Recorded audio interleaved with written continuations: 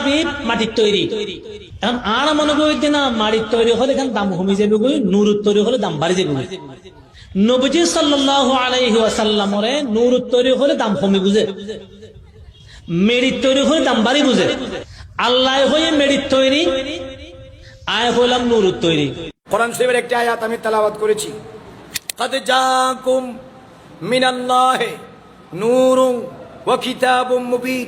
আল্লাহ পাক বলছেন, নিশ্চয় তোমাদের কাছে এসেছে একটি নূর এবং সুস্পষ্ট কিতাব। বড় করে বলুন সুবহানাল্লাহ।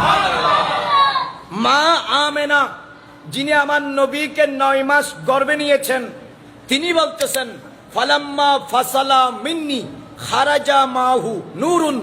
আমার রাহমাতুল আলামিন আমার গর্ভ থেকে যখন দুনিয়াতে এসেছে, আমি দেখলাম আমার ঘর জুড়ে খোদার জমিনের সৃষ্টির সেরা নূর আমার ঘরে তো সিঁড়ি বেনেছে।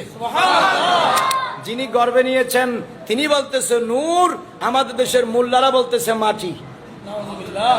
মা আমেনা বলতেছে আমার গর্ভ থেকে নূর বের হয়েছে, আর আমাদের দেশের মৌলবীরা উঠে পড়ে লেগেছে মাটি বলার জন্য। বরকত বলুন না নাউজুবিল্লাহ।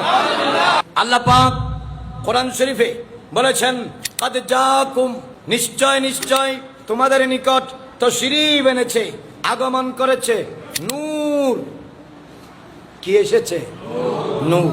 এই আয়াতের তাফসীরে কমপক্ষে ৭৬টা তাফসীর এবং কিতাবে এই কথা লিখেছে। এইখানে নূর মানে উদ্দেশ্য হলো মুহাম্মাদুর রাসূলুল্লাহ সাল্লাল্লাহু তাআলা আলাইহি ওয়াসাল্লাম।